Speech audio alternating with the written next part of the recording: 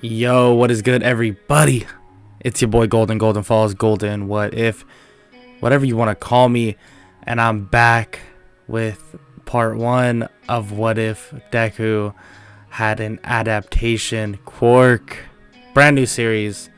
And if y'all watched my most recent video, I said that a new series would be coming out, well, right now.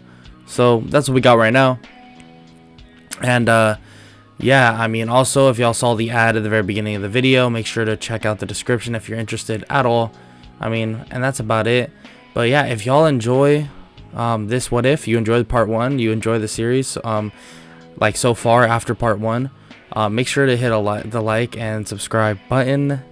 And also comment down below if you want part 2 to come out as soon as possible. Obviously, I don't post on Sundays, and this is coming up on a Saturday. But if y'all go crazy with it, and I see so much support, I might just post on Sunday. I might. We'll see. But it depends on how crazy y'all go with this. But yeah, hit that like, hit the sub button, all that type of stuff. And yeah, I'm not gonna waste any more of your time, and we're gonna get right into the what if. Let's get it. Growing up, I never had anything. I mean, I never had a family, never had friends. Well, that's what I thought anyways. Maybe I did, and I just don't remember. But the only thing I do remember is being on the streets since the age of 4. I had to do everything in my power to survive. If that meant stealing, hunting, whatever I had to do.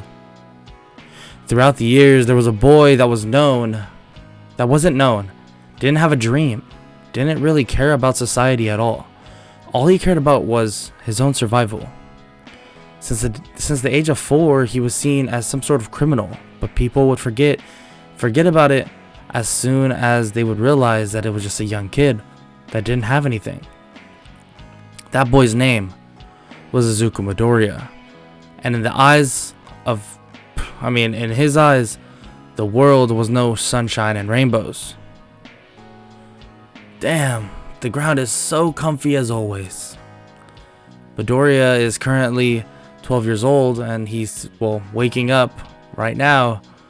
I mean, from where he lives, and he basically goes to like this middle school / elementary school in the city. He has no family, and he actually just makes fake parental signatures and all sorts of stuff like that. He even puts down fake addresses and tells his teachers that his parents are always gone on business, or that's their job. They always are traveling. Throughout the years, he would steal school supplies and stuff like that just to make sure he could make it through his early schooling. One day, though, while Midoriya is at school. Oh, look, it's Midoriya. He looks so dumb. Yeah, dude, look at his clothes. Yeah, get some new clothes. What are you, poor? Midoriya would always just, ignore them, telling himself that it wasn't worth it.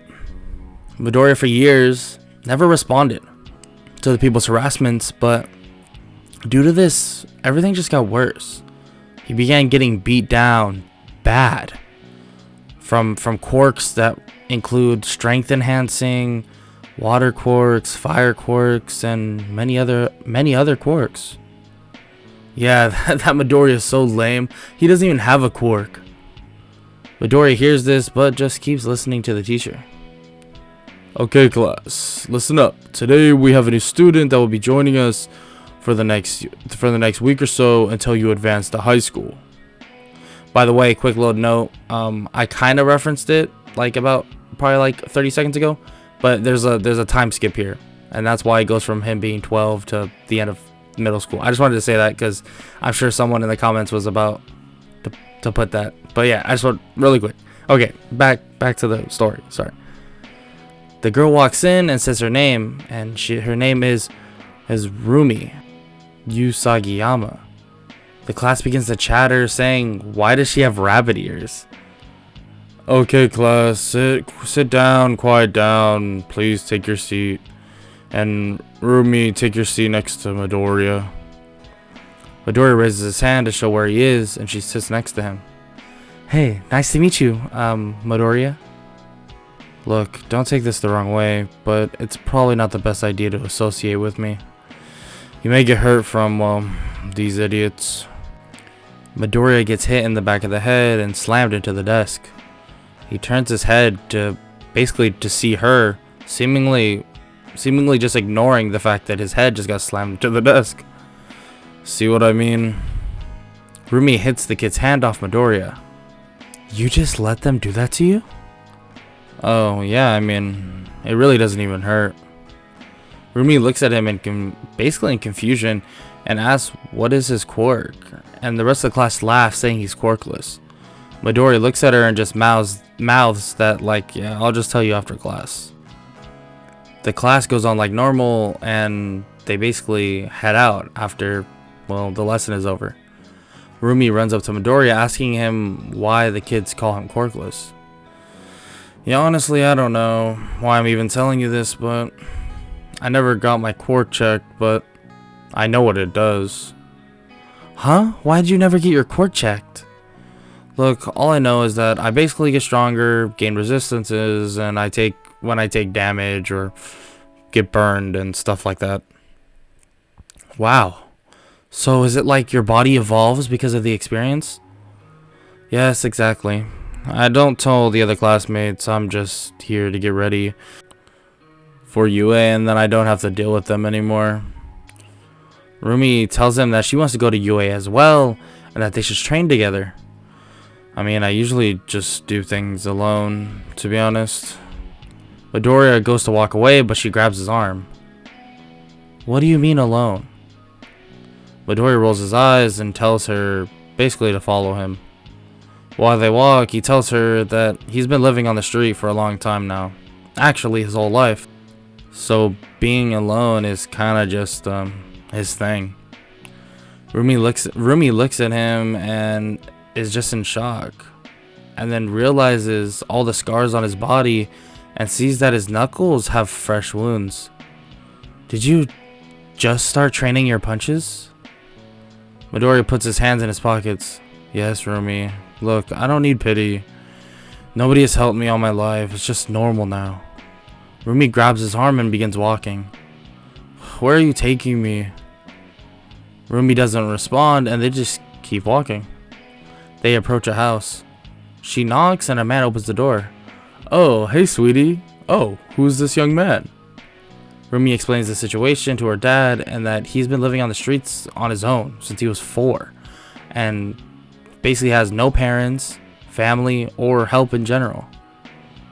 Come in, both of you. He walks up to Midoriya and pats him on the head.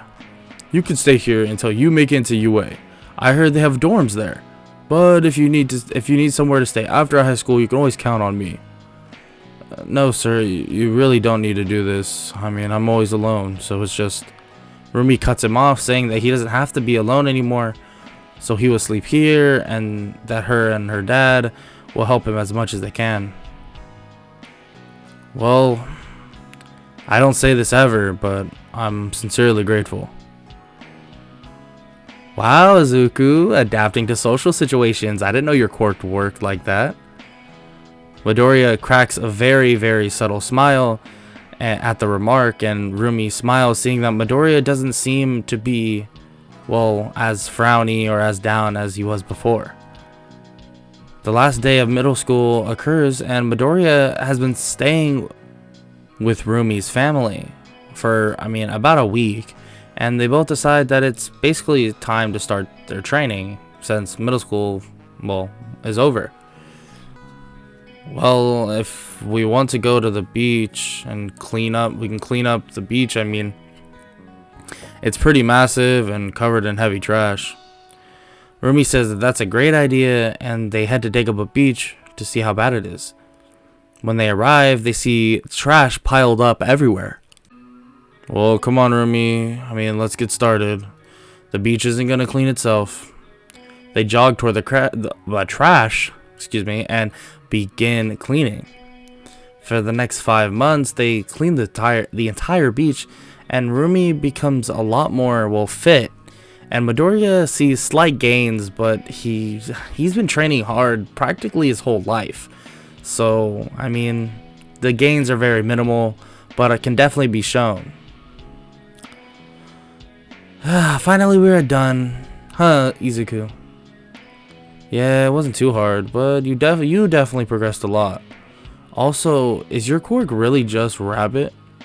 She kind of looks sad and says, yeah.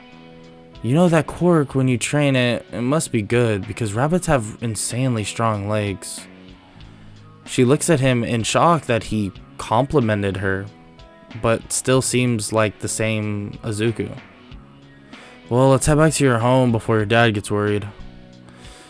You mean your home? It's your home too. They both head back home, and when they arrive, they eat dinner and, well, just head to bed. For the next couple of months, they will study, and while Rumi isn't the best at learning, but Midori, unironically, I mean, with his quirk, he's able to, adapt to basically a study situation, and he learns how to study pretty well, pretty fast, and actually learns how to teach her, to both of their benefit. For the last month or so before the UA entrance exam, they both begin to spar with each other. Come on, Rumi, kick me as hard as you can. Just go ahead. Just kick me. It's all good. Izuku, I understand how your quirk works, but I don't think this is a good idea. Rumi, come on, just do it, please. She says fine and runs at him and kicks him so hard that he breaks 3 ribs and his arm. Oh my god, Izuku, I'm so sorry. It's fine, Rumi, look. She looks to see that his body's already healing, and pretty fast. Wait, what about your scars, Izuku? He explains that those were from before he actually knew how to control his quirk, but now he can basically sustain most damage and be fine. She asks what does he mean, like, by most damage? And he basically tells her that he's never really been like shot. I mean, he's been like shot with like BB guns or thrown rocks at, and he's never really been hit by like a train or something like that. So he isn't sure if he can heal from that type of damage. But there's nothing that says he won't be able to. She nods, saying that she understands. The 10 months before the entrance exam then are over. Just like that, and Rumi takes Midoriya to the exam. Are you ready, Izuku? Midoriya nods, and they both head in. They sit down together, and President Mike explains the test. Okay, little listeners, today we will have 2 parts of the exam. First part of the exam will be written, so look at your card and head to the designated room. Rumi and Midoriya head to their rooms and will take the test. Midoriya finishes, well, pretty fast actually, thinking that the test was relatively easy. I mean, compared to all the stuff he's been studying. He turns in his test and heads back to the room until they are called back out. Okay, little listeners, now that the written exam is over, let me explain the practical.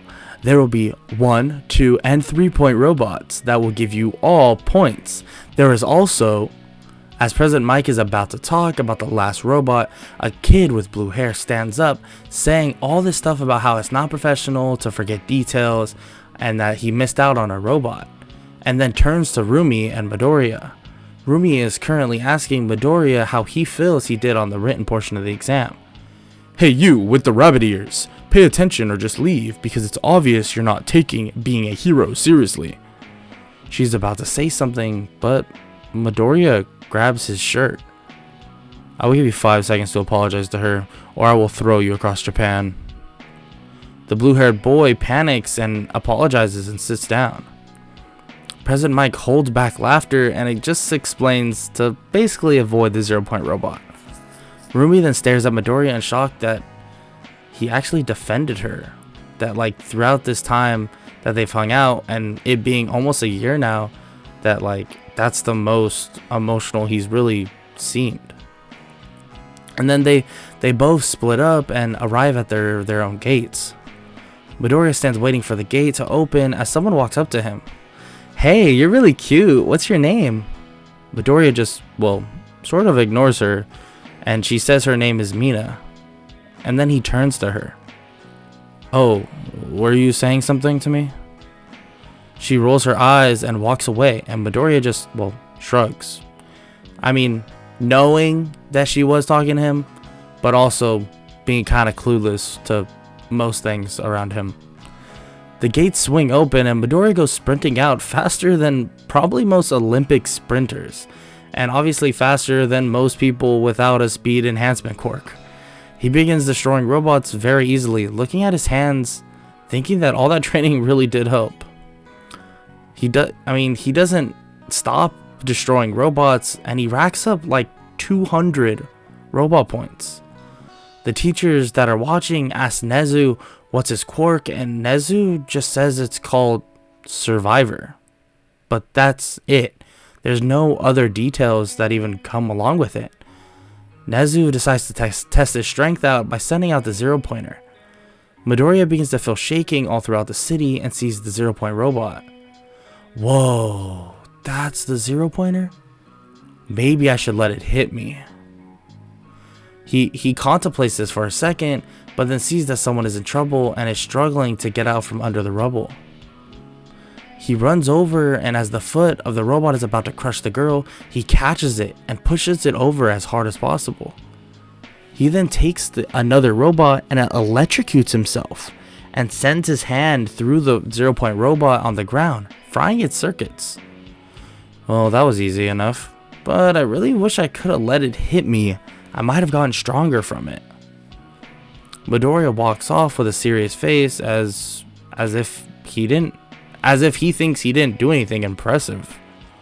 Midoriya then sees Rumi and she runs over to him. She explains that she thinks she did great until they're approached by someone. Midoriya, we need to talk. Midoriya looks at him and tells him, what does he need? Don't worry, kid, you didn't do anything wrong. It's actually on the contrary. But the principal wants to offer you enrollment now, and also that you can move into the dorms as of today. Rumi looks at him and says that she's so proud of him. Oh, well, I'll go only if she can come too. Aizawa looks at him, and then Nezu comes out of his scarf. Sure thing, Midoriya, but may I ask why? Well, because she's gonna be a better hero than me. And also, she's the only person who gave someone like me someone else to trust.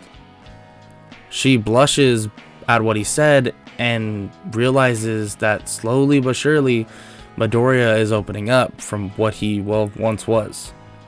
Nezu then tells them both that 2 dorms will be ready for them, so feel free to move in tonight if they want.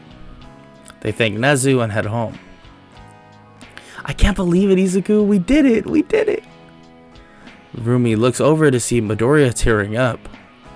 He wipes his tears away, and for the first time, he actually gives her a big smile, thanking her for everything she's done for him. Well, and for someone like him, someone that was just on the street and had literally nobody. The next day, they move into dorms and get settled, and after a week, school begins. They both arrive, and all the girls basically stare at Midoriya because of the way he looks, but he doesn't even notice and just sits down. Rumi and him begin talking, and all the other girls begin to think that she's the biggest competition, not knowing that Midoriya doesn't even know they exist practically, because he got really good at blocking out unwanted chatter and unwanted presences. To him, he thinks that it's just part of his quirk, but frankly, he's just good at ignoring people. Aizawa then enters the room, yelling, telling the class to shut up. He tells everyone to come to the front and say their name and quirk. Rumi does so, but to her relief, nobody actually makes fun of her for having a rabbit quirk, and both of them can tell that UA is a bit different. Midoriya walks up. My quirk is Survivor. My name is Izuku Midoriya. Aizawa stands up before anyone could actually wake him up. I want an explanation of your quirk, kid. I thought so. Well, the easiest way of explaining it is that all creatures evolve to sustain in their environment, right?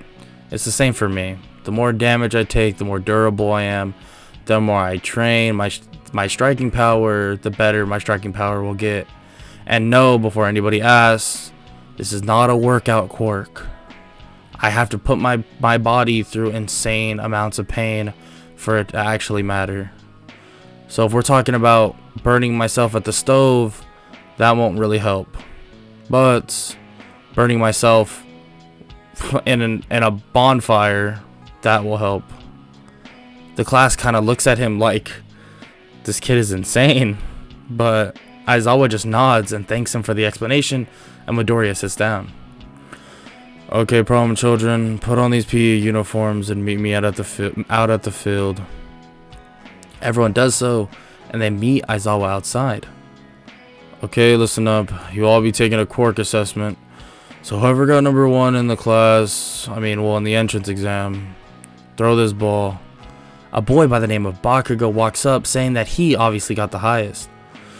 Get back in line, Bakugo. The highest was Midoriya. Midoriya walks in the circle, and Aizawa cancels his quirk. Well, without him knowing. And Midoriya launches the ball. Nice, kid. 1,200 meters. Everyone in the class is surprised. But Midoriya actually begins to think to himself that he really didn't even try very hard. You tried to cancel my quirk, Sensei, didn't you? Aizawa nods, saying that his quirk seems to basically be like a mutation quirk, but it's not just that. Midoriya lines back up, and the class begins to say how much fun this will be. Aizawa then hears this and says, "Fun? Oh, if that's what it supposedly is, then let's just up the stakes, making it so that whoever gets last will get expelled." The rest of the tests finish up, and Midoriya gets first. Unsurprisingly, and Rumi gets in the top 3 with Bakugo right with them. Well, Mineta, you got last. Go to the principal's office. A kid with purple balls on his head then just walk away with his head down. Okay, class, you're dismissed. Get out of my sight. Everyone leaves and they head to the dorms. So, what do you think about class, Izuku? They're okay, I guess. You didn't even pay attention to our classmates, huh? Okay, no, I didn't, but come on, do I have to? Rumi is about to say yes, but then remembers all the girls staring at him, and she kind of gets jealous and just changes the subject. The next day, they enter class, and Aizawa explains the plan for them. Today, a new teacher will be providing you with instructions, so just be ready for some training. A man enters the classroom at insane speeds. I am here! Everyone screams All Might, except for Midoriya, and they're told to meet him at Ground Gamma with their hero suits. Hero suit? I have one of those? Rumi rolls her eyes and just shows him. Whoa, Rumi, this is so cool. It's not flashy at all. It's like perfect. She says that she knew he would like it, and he basically goes and puts on the hero suit. The hero suit is basically a no-sleeve shirt that is like green with that metal face mask. So it's like a cooler version of Deku's hero costume and canon. So it's more of like a streetwear type of vibe type of thing.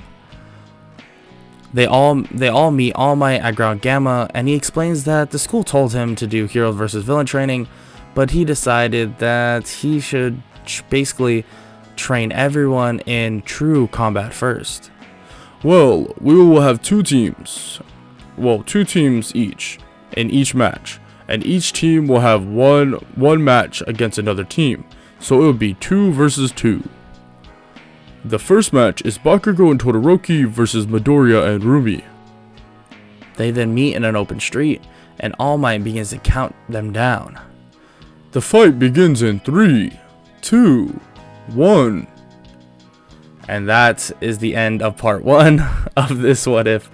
I'm so sorry. I know a lot of you will be pretty mad that I did that, but But yeah, that's the end of part 1 of this what if. And if you enjoyed, please leave a like and subscribe. And like I said at the very beginning, if y'all blow this up, if y'all go crazy and y'all really want to see part 2 as soon as possible, then I can say forget not uploading on Sundays, and I'll try to get one out to y'all. I'll try to get part 2 out to y'all. But yeah, this is a good way to end the week nonetheless. I hope y'all enjoyed this this what if so far. And yeah, everyone have an amazing day. Later.